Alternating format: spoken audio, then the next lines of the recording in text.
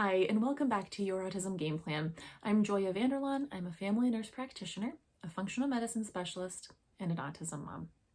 Today, I want to talk a little bit about bedwetting and what might be causing your child's bedwetting. Maybe they are still wetting the bed beyond what would be normally an age where they would be potty trained at night. And we went through this. This can be so frustrating.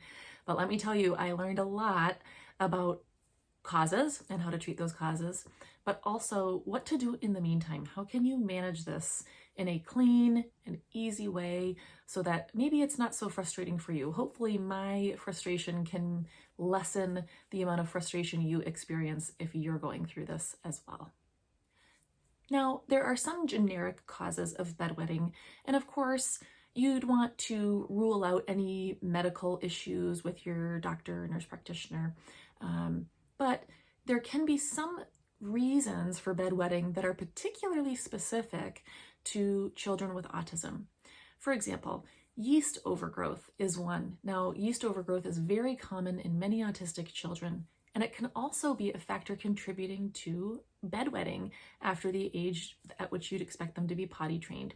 Now, I did a series on yeast, so if you're not familiar with yeast overgrowth, go ahead and have a look at those videos. I did one on testing, one on signs and symptoms of yeast overgrowth, and then also one on treatment options. So have a look and consider yeast overgrowth if your child is still wetting the bed.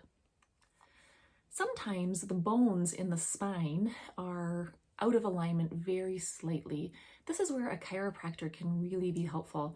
Now, many general chiropractors are not going to be familiar with working with children, particularly autistic children. So a few things to look for when you're hunting for a chiropractor in your area would be looking for, of course, a chiropractor who is experienced with adjusting children and working with children, maybe even special needs children. The other thing to look for is a chiropractor who's been trained in retained reflexes and how to integrate those retained reflexes.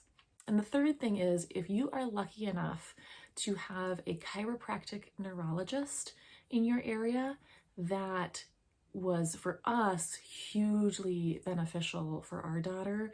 And they kind of offer the best of everything. They can do the chiropractic adjustments, but they also do so much work with the brain and integrating reflexes and just making sure the brain is really working at its best. Food sensitivities is another really common cause of bedwetting in our autistic children.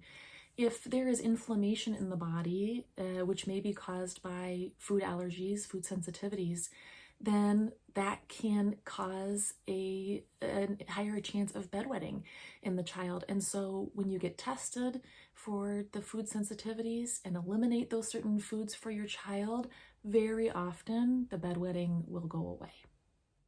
A child who is constipated is going to have a higher likelihood of wetting the bed at nighttime, and during the day for that matter. A child who is constipated is going to have a much harder time holding their urine day or night. So what do you do about that?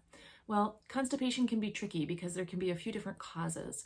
So what you want to do is look for the root cause. Now, the first things to try with any child who's constipated would be monitoring their water intake and making sure they're getting adequate water. And fiber, adequate fiber as well. So you want to make sure they're eating plenty of vegetables and some fruits, making sure they're getting that good plant-based fiber in their diet. The other thing you can try, if you know that fiber and water are at a good level, then you can try some magnesium. Usually magnesium glycinate or magnesium citrate is what I recommend for magnesium, and you can take that, what I call 2-bowel tolerance, or take as much as the child can tolerate without causing a loose stool. Now, for more information on magnesium, refer to the video that I did with more full information for you on magnesium.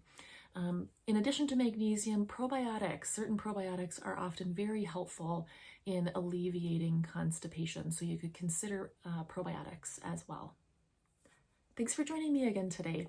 I hope this has been helpful to you in learning a little bit about what causes bedwetting and what you might be able to do to work on solving that issue. Be sure to catch my next video. I am going to be helping you figure out what to do in the meantime while you're working on these root causes. What kind of products did we find helpful, and how you can do certain things to sort of manage in the meantime. So hopefully that will also be helpful while you're working on solving the root cause, because we all know sometimes that can take longer than we would like. So once again, please join us on social media and subscribe to our email list. You'll get an exclusive video from us when you do that and receive our weekly emails as well. Again, thanks for watching, and remember, be gentle with yourself. You're doing a great job.